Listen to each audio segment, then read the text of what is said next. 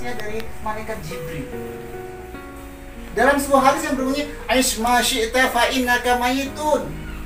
Muhammad, silakan kau hidup sepuas-puasmu, tapi ingatlah kamu pasti akan mati. Nah, mati besar tadi. Mayitun. Mati. Jadi tidak ada yang nggak mati, semuanya pasti mati. Bu, mungkin kalau kita kembali melihat sejarah, Fir'aun, manusia la'anatullah, sampai-sampai dirinya mengkultuskan qala ana rabbukum ala, aku ini adalah Tuhan kamu yang maha tinggi, a'la. Tapi toh kononnya mati juga. Dan catatan sejarah, Fir'aun usianya hampir mendekati 500 tahun. Beliau tidak pernah sakit, orangnya sangat hebat, orangnya sangat kuat. Tapi toh airnya mati, tenggelam di laut merah. Fa idza faraqna bikumul bahra fa anjaynakum wa akhrajakum min ali Fir'aun. Fir'aun akhirnya di laut merah telah diselamatkan oleh Nabi Musa alaihissalam ketika itu. Mati juga. Ketika nyawa sudah cengap-cengap tinggal satu-satu, baru dia sadar. Wahai Musa, aku baru percaya kepada Tuhan kamu. Udah mau mati baru mau percaya. Baru percaya. Akhirnya toh juga mati. Itu orang yang sangat kuat ketika itu. Dirinya mengaku sebagai Tuhan. Dia toh juga mati. Apalagi kita yang orang biasa. Nah, ini sebagai iktibar. Dalam sebuah hadis yang berbunyi kafa Bimauti wa'idha. Jadikanlah kematian itu adalah nasihat. Lahu mulkus samawati wal ardh. Baginya kepunyaannya lah apa yang ada di langit dan apa yang ada di bumi. Di bumi kepunyaan Allah. Lantas kita punya apa? Kita nggak punya apa-apa.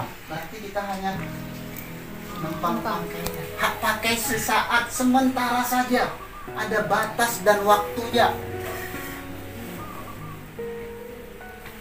Harta yang kita miliki itu hanya titipan sementara saja.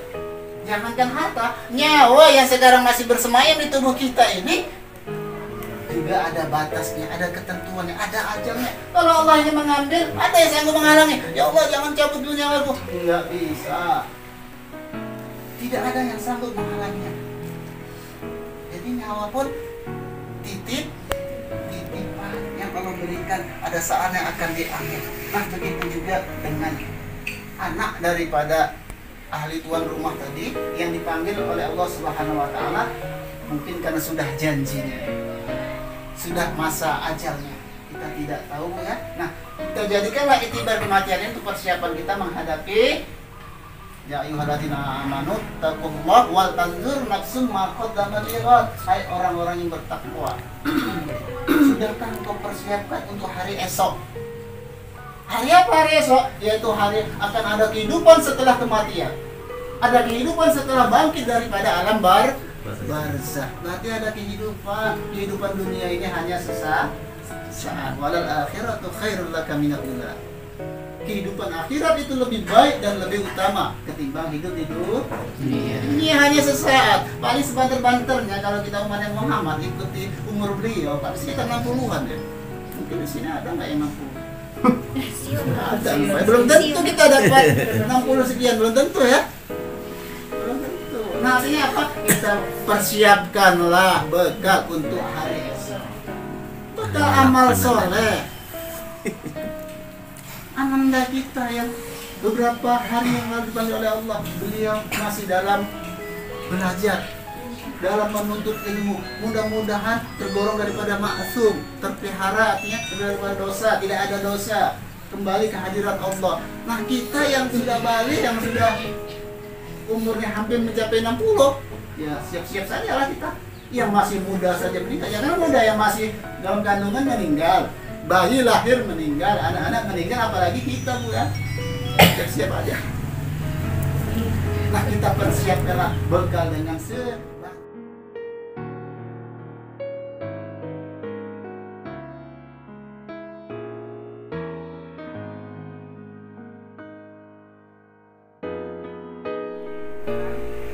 pelajarannya banyak sekali. Pelajaran yang harus kita ambil tadi Pak Nurman sudah jelaskan secara gamblang bahwa kita bakal menuju ke sana. Nah, jadi ini nanti menjadi pengingat kita bahwa kematian itu suatu yang pasti, yang jelas kematian itu suatu yang pasti. Nah, dan kita tidak ada yang ngasih bocoran, nggak ada yang ngasih bocoran soalnya kapan tanggalnya, harinya, jamnya, tidak ada. Ini yang kita pelajari hari ini, anak usia sehat walafiat, pulang dari pesantren ke rumah, permisi sebentar, di sana Allah tentukan janji sehat walafiat. Kemudian beliau mengatakan sudah pulang ke rumah. Nah, ini jadi pelajaran buat kita semua bahwa kematian itu bisa datang ke kita. Tidak besok, mungkin pulang dari sini kan gitu. Jadi ini suatu pelajaran yang sangat berharga.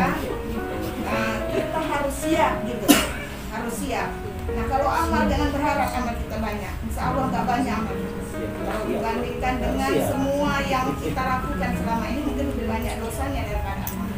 Yang pertama jangan lupa terus tingkatkan istighfar karena Allah ceritanya lebih banyak dosa kita daripada amal kita. Nah kalau tadi yang sudah yang pulang rahmatullah ini usianya masih muda beliau pun tinggalnya di pesantren, kita yakin memang tadi seperti Pak Nurman dan Pak Nur bilang bahwa lebih banyak amalnya karena masih sedikit dosanya. Nah, kita ini yang sudah, apalagi saya sudah 50 sekian ya kan, tinggal menunggu saja panggilan antara 60 sampai 70 umurnya. Ini udah dosanya kalau ditimbang mungkin ya sepersekian persen hanya pahalanya lain tinggal dosa. Nah berharap bahwa amal kita itu terus kita tingkatkan dan terus diterima Allah SWT. Kalau mengharapkan amal kita itu untuk menuju surga kita tidak karena sedihnya amal yang kita berikan. Maka lebih dari itu kita harus niatkan setiap apapun yang kita lakukan, terutama kita guru ini, setiap apapun yang kita lakukan setiap hari niatkan karena Allah, niatkan untuk mencari bekal pulang ke akhirat, cari ampunannya, cari ridhonya. Jadi itu kompetensi yang harus kita kembangkan agar kita selalu siap. Jangan nanti nggak siap, belum siap dipanggil ikan dan mereka belum siap, memang nggak pernah siap. Karena apa? Karena memang amal kita tidak baik. Kalau kita hitung-hitung berapa kali sholat kita yang pernah kita lakukan